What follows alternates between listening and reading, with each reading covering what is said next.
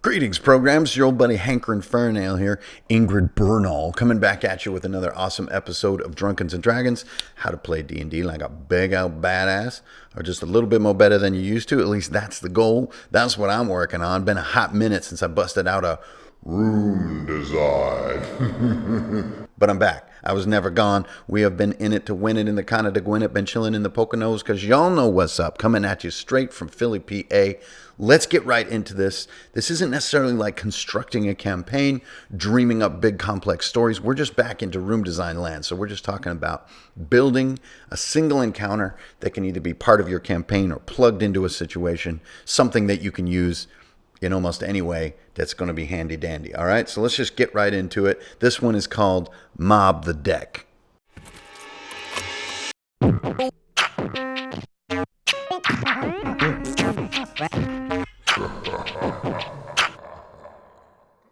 All right, so we've all had a bunch of action happen on the deck of a ship in our various adventures, right? You're either moving between two continents, or you're heading to some faraway land to do the next chapter of the adventure, or maybe your guys are always on ships. Maybe they're like pirates, or they're like crew on a ship, or it's just nautical all around. You know, there's a lot of boating and a lot of gloating.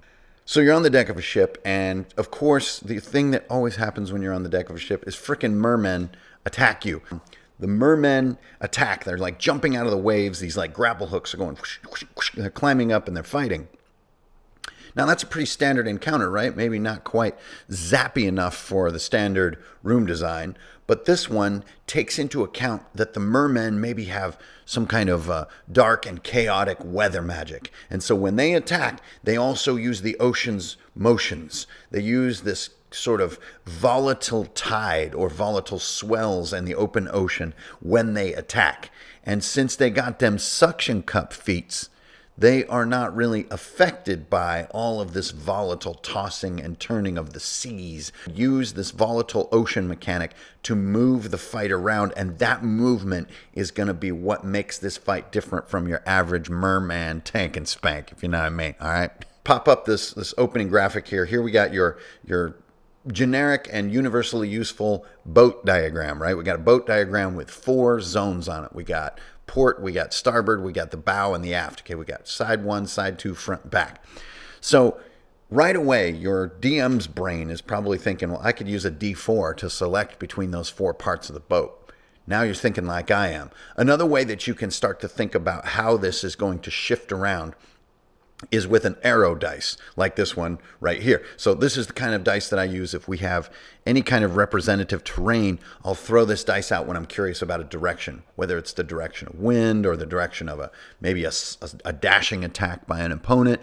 But in this case, it's the direction that the entire ship shifts. So this is going to be the fun of the battle. At the beginning of the battle, the players, their characters, and the attacking mermen with these little iron grappling hooks are sort of equally distributed across the deck of the ship. So let's pop them on there. Okay, there you go. Boop. So now we have sort of your average D&D encounter, right? You have some heroes that are like going to blow off some spells. We got some arrows flying. Some guys are going to be chopping. Whatever. That's how the first round goes. People are kind of picking their targets. Okay, whoa, one of those mermen is a lot bigger than the other ones. And he's kind of pinkish. Like, yeah. And they got them sucker feats. Don't forget that. But then after that first round, the Dungeon Master's turn comes up, or if I win initiative, it happens right away. I get my dice out, boop, and either using a D4 or using an arrow dice or whatever method is most intuitive and fast and memorable for you, you're going to pick a quadrant of the ship, and the sea tosses the entire ship that direction. So everybody in this scenario needs to make a dex roll. Now, if you're using standard D&D, maybe this is like, I don't know, like a DC 13 dex roll. Okay, maybe if you want to be a little higher level, this is like a DC 15 dex roll, not to wind up in that corner. Now, here's where the magic begins. You will have players all sliding into that quadrant. They should be thinking 2 things. The first, next time the ship shifts, do I care if I'm going to slide? And if you do, which you should, because of what we're going to talk about with the merman, How can they avoid it? So this puts them in an interesting situation of how can they anchor themselves, tie themselves off to gunnel rails, or use their boots of spider walk, or use their immovable Shatterstar, or whatever equipment or magic or means they have not to slide around. That's their first question. Their second question is like, why? What do I care? Why not just slide around on the deck of the ship? Like, the DM is clearly telling me something here in meta space. Why not just sort of slide around? And that's where our mermen come into play. Okay, so let's pop up some details about our mermen. Okay, right here. So the magic that we want to do here is we want to alternate with our mermen between types to where being with them is really, really bad. Being with them is really, really bad. So we're going to make our mermen insanely good at melee combat and insanely vulnerable to missile combat. Now, you can package this any way you want as a DIY DM, okay?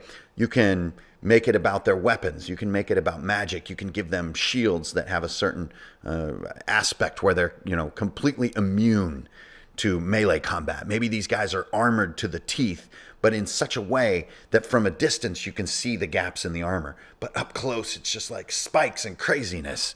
That's another great one, is that they can have spined armor. So when you're fighting next to them, you're taking ambient damage from them, whether you hit them or not, or whether they hit you or not. They're just all covered in these sharp urchin-like spines. That could be a start. Another one is that they are simply immune to bladed weapons or blunt weapons. They just take it. They're just like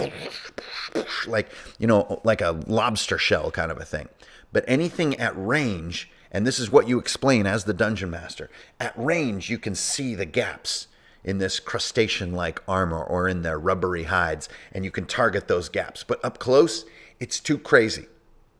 This is very, very simple. So now you don't want all your mermen to be this badass, but you want a nice mix, okay? You got some mookie mermen. Mookie mermen. You've got mookie mermen who have 1 hit point and are just there to die, and they just have like a coral stick that they're poking with, and they're there to make the players feel powerful and feel cool. But then you've got this other wave of mermen. See what I did there? Wave, mermen. See what I did there? This other set of mermen, and they are almost undefeatable in melee combat. And more than that, also really deadly. Okay, so now let's get back to our map. There we go. So as the battle unfolds, where the ship is going to shift and where groups of mermen like bunch up, it suddenly becomes critical to players that they resist sliding with the ship, either by constantly making the dex save, which maybe you've got some high dex characters, so they're just like not that impressed and they just get at range and they're going pew, pew, pew.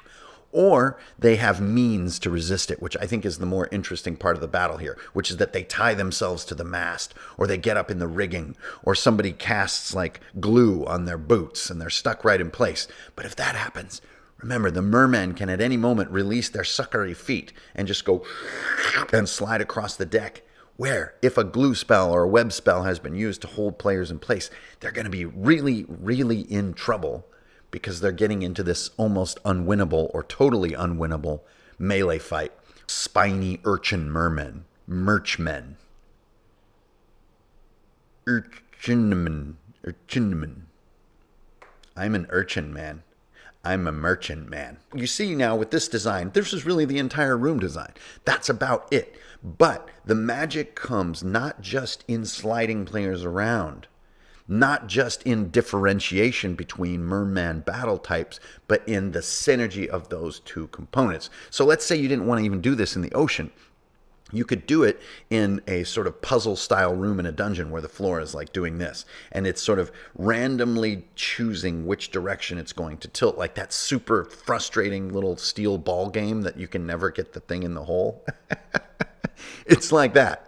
Only D&D. On a higher level, this room design is kind of useful in your overall approach, because you can use ranged or melee immunity in alternating combinations with movement. And so in this battle, yes, we have this sort of ranged only type feel. So stay away from them. Don't slide into them.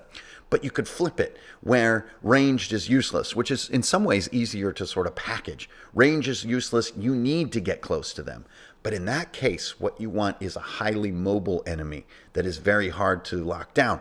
And so that same role play that makes players want to resist moving, they need to apply that same role play to the enemy. And that's where your web spell, your glue spell, or like some rope or some kind of means to confine them is now useful. But what was being used as a role play safeguard for players is now used as an attack containment on enemies. Mob the deck, and it is going to be the opening encounter in my new campaign, which the group is starting to form here in Philly. I'm so excited to get back to the physical table.